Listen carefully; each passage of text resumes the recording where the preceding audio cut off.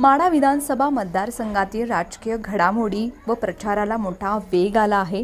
दिग्गज नेत्यांच्या सभा व आरोपांच्या फेऱ्या ह्या सुरू आहेत। प्रमुख नेत्यांना आपल्या गटात खेचण्याची राजकीय स्पर्धाच लागली।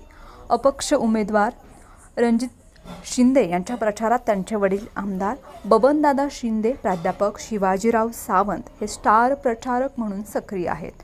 आमदार शिंदे यांनी मागील 30 वर्षात केलेल्या सिंचन, वीज, रस्ते, ऊस, शिक्षण, आरोग्य शिबिरे यांसह इतर विकास कामांचा लेखाजोखा मांडत आहेत। रणजित शिंदे यांनी निमगावच्या सरपंच पदापासून पंचायत समिती सभापती, जिल्हा परिषद सदस्य, जिल्हा दूध संघाचे अध्यक्ष म्हणून केलेल्या कामाचाही लेखाजोखा मांडत प्रमुख पदाधिकारी व कार्यकर्ते हे प्रचार करत आहेत। शिवसेना जिल्हा संपर्क प्रमुख प्राध्यापक शिवाजीराव सावंत, माजी समाज कल्याण सभापती शिवाजी कांबळे हे रणजित शिंदे यांच्या प्रचारात सक्रिय झाल्यानं त्यांचा रणजित शिंदे यांना फायदा होणार आहे। विठ्ठल कारखान्याचे अध्यक्ष, महाविकास आघाडीचे उमेदवार अभिजित पाटील हे राष्ट्रवादी काँग्रेस शरदचंद्र पवार पक्षाचं तिकीट मिळवण्यात यशस्वी झालेत। माजी उपमुख्यमंत्री विजयसिंह मोहिते पाटील व खासदार धैर्यशील मोहिते पाटील, टेंभुर्णीचे संजय कोकाटे हे त्यांच्या प्रचारात सक्रिय झाले।